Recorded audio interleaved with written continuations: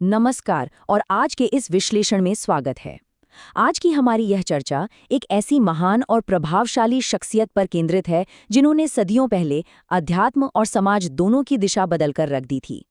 अगर हम 15वीं शताब्दी के दौर को देखें तो वो एक ऐसा समय था जब समाज में कई तरह की कुरीतियां और भेदभाव थे, और ठीक उसी वक्त एक ऐसी आवाज उठी जिसने सबको झकझोर दिया।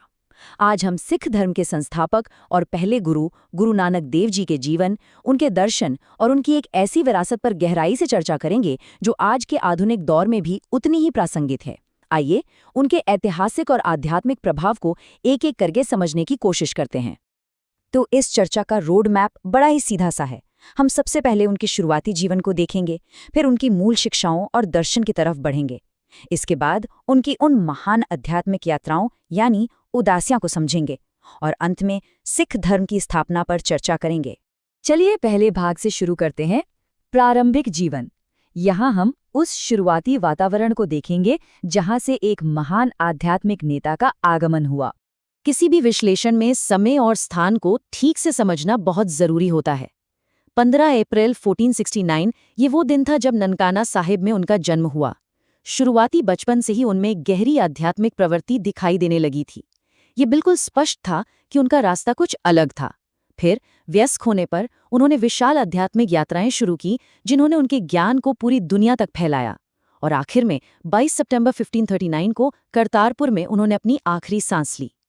15वीं सदी के अंत से लेकर 16वीं सदी के मध्य तक का ये लगभग 70 वर्षों का जीवन काल मानव इतिहास के सबसे महत्वपूर्ण और प्रभावशाली कालखंडों में से एक साबित हुआ। इतिहास के पन्नों में महान लोगों को अक्सर सिर्फ उनके कामों से जाना जाता है, लेकिन उन्हें मानवीय रूप देना, उनकी जड़ों को देखना भी उतना ही जरूरी है। उनका जन्म एक बेहद सामान्य परिवार में हुआ था। उनके पिता का नाम मेहता कालूजी और माता का नाम माता तृप्ताजी था। पिताजी एक स्थानीय पटवारी थे, और दरअसल इस सामान्य गृहस्थ पारिवारिक माहौल ने ही उस ऐतिहासिक जीवन की पहली नींव रखी थी जहां से आगे चलकर एक असाधारण व्यक्तित्व का विकास शुरू हुआ। जैसा कि पहले भी जिक्र हुआ, शुरुआत से ही उनका स्वभाव बिल्कुल अलग था। एक आम बचपन जीने के बजाय उनका मन छोटी उम्र से ही अध्यात्म में लगता था। वे अक्सर ईश्वर के बारे में और इस सृष्टि के बारे में सोचते रहते थे। और कमाल की बात यह है कि वे सिर्फ सोचते ही नहीं थे, बल्कि उन्होंने लोगों को सच्चाई, प्रेम और भाईचारे का संदेश देना भी शुरू कर दिया था। सच पूछे तो ये इस बात का सबसे बड़ा प्रमाण था कि बहुत छोटी उम्र में ही उन्होंने एक महान संत बनने के लक्षण दिखा दिए थे। यही मूल प्रवृत्तियां ही उनके पूरे जीवन का मजबूत आधार बनी। अब आते हैं इस चर्चा के दूसरे और सबसे घनिष्ठ हिस्से पर, मूल शिक्षाएं और सिद्धांत। आइए उन दर्शनों को समझते हैं जिन्होंने समाज को एक बिल्कुल नया रास्ता दिखाया। उनकी शिक्षाओं में एक छोटा सा लेकिन बेहद शक्तिशाली कॉन्सेप्ट आता है, एक ओंकार। इसका सीधा सा अर्थ है कि ईश्वर एक है। अब थोड़ी देर ठहरकर इस विचार की गहराई को महसूस करने की कोशिश करते हैं।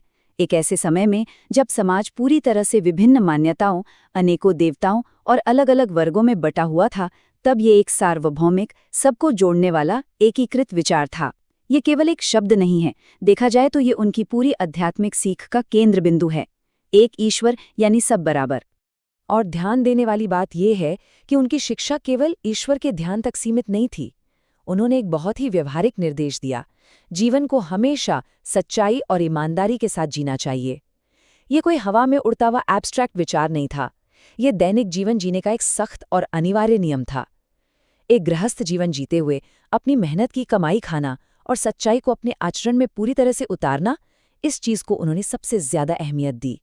उनका नजरिया उस जमाने के हिसाब से पूरी तरह क्रांतिकारी था। यहाँ एक तुलना देखते हैं। एक तरफ उनका अटल विश्वास था एब्सोल्यूट समानता में, कि सभी मनुष्य बिल्कुल बराबर हैं, समाज में कोई ऊंच नीच नहीं है।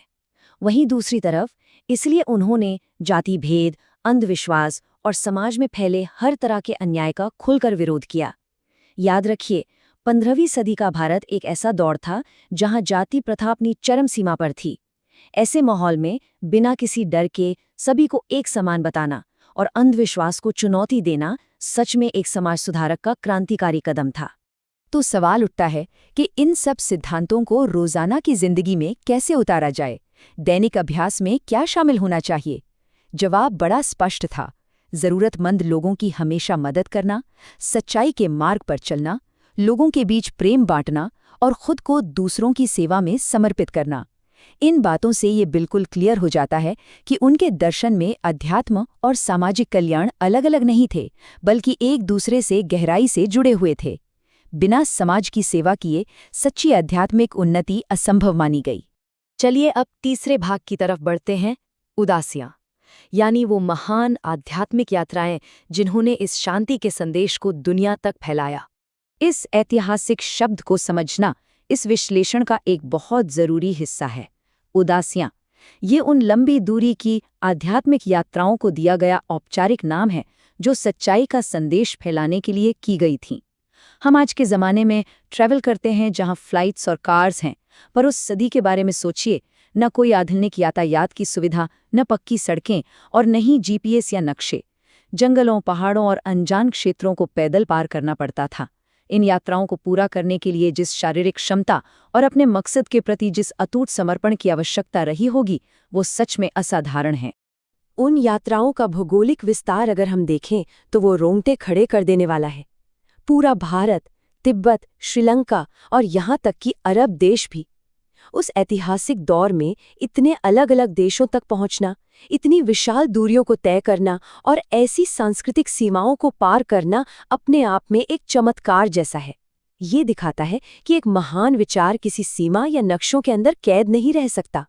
और सबसे दिलचस्प बात क्या है? इन अलग अलग क्षेत्रों में, चाहे वहाँ के लोग बिल्कुल अलग भाषा बोलते हों, चाहे उनकी संस्कृति एकदम अलग हो, वहाँ जो संदेश दिया गया वो बिल्कुल यूनिवर्सल था। प्रेम, शांति और एकता।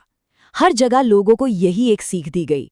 इससे हमें एक बहुत बड़ा सबक मिलता है कि भले ही दुनिया में बाहरी पहचान अलग अलग हो, परंतु प्रेम और एकता के मायने मानवता के लिए हर जगह एक ही रहते हैं।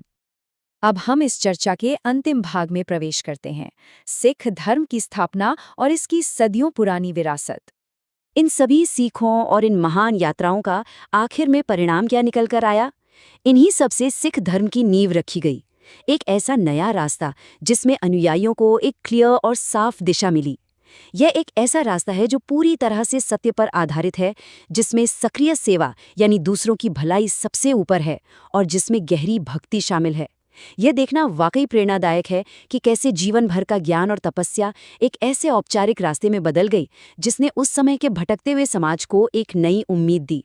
एक महान संत, एक समाज सुधारक और एक आध्यात्मिक गुरु के पूरे जीवन का सबसे बड़ा सारांश शायद इस एक छोटे से विचार में छुपा है। हमें हमेशा सच्चाई, प्रेम और सेवा के मार्ग पर चलना चाहिए। कुछ पल के लिए इस सादगी पर रुकिए और इसकी असाधारण गहराई पर विचार कीजिए।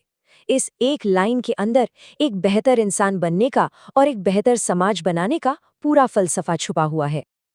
और अब इस विश्लेषण के अंत में हम सबके पास एक बड़ा सवाल छूट जाता है, जिस पर विचार करना बहुत जरूरी है।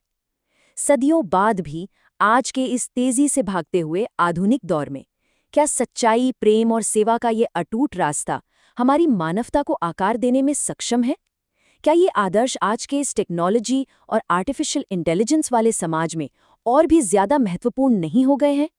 इन ऐतिहासिक दर्शनों का हमारे वर्तमान और भविष्य पर जो प्रभाव है, वही इन्हें सचमुच अमर बनाता है। इस चर्चा में हमारे साथ जुड़ने के लिए बहुत बहुत धन्यवाद। इस आखिरी सवाल पर विचार जरूर कीजिएगा।